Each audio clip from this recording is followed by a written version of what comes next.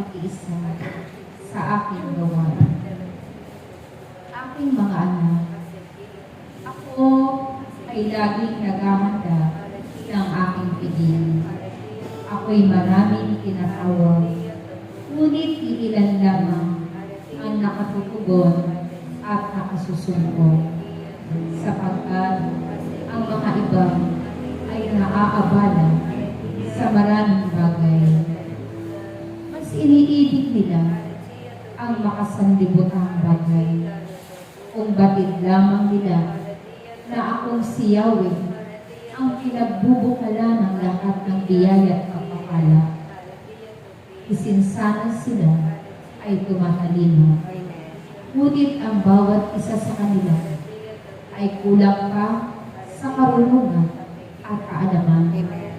Ngunit kung ang si Yahweh lamang ay kanilang kikilalanin at tatanggapin ang lubos sa kanilang mga buhay, ang buhay ng bawat isang tatanggap sa akin ay sasagana magpakailanman. Amen.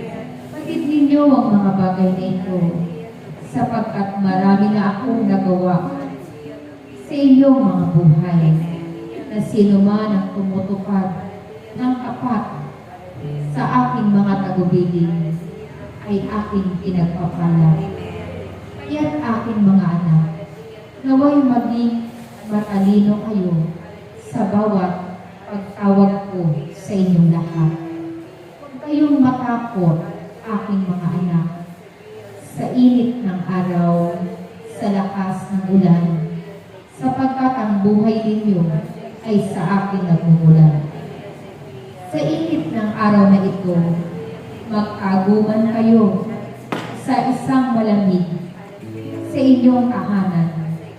Kung naroroon naman ang nakatakda ninyong buhay, kayo pa rin ay mawawala.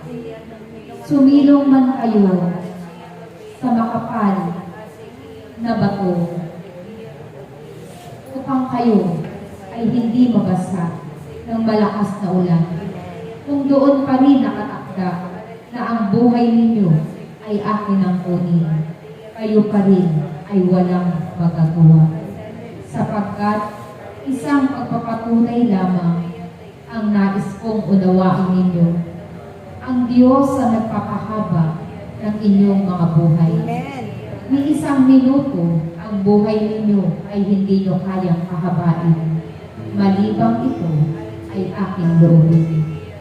Kaya't aking mga anak, maging matalino kayo, maging marunong kayo, katulad ng mga babaeng dumalo sa ikakasal. Sila ay nag-ipon ng maraming nais upang ang lalaking ikakasal ay kanilang masumpungan.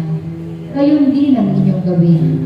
Mag-ipon kayo ng lakas upang sa panahon na itatakda ko ang aking piging, kayo'y naroroon at nakikipagtipan sa akin.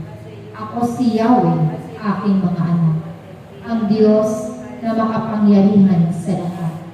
Batid ko ang mga pinagdadaanan ng inyong mga buhay. Batid ko ang inyong mga suliranin na inyong iniiyak sa akin, sa harapan ng aking gambala. Ang tapat ninyong pagsunod at paglilingkod ang siyang pagdadaluyan ng katugunan ng inyong panalangin. Kaya't aking mga anak, paulit-ulit kong sinasabi sa inyo, maglingkod kayo ng buong katapatan. Walang lingkod na hindi pinadadaan sa apoy, sapagkat ito ang siyang magpapatibay ng inyong pagsunod sa aking kalooban.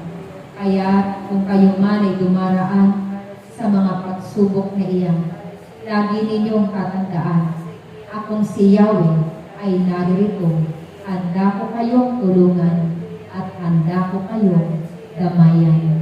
Kaya nawa sa muling pagtawag ko ng aking piging, nawa kayo'y pumaroon at makadalo at makiisa sa aking ipanan. Aking mga anak, akong si Yahweh ay Diyos na mapaghimala. Akong si Yahweh ay Diyos na mapagpala. Kaya't lumapit kayo sa akin at kayo'y aking pagpapahinahin at aking pagagalingin.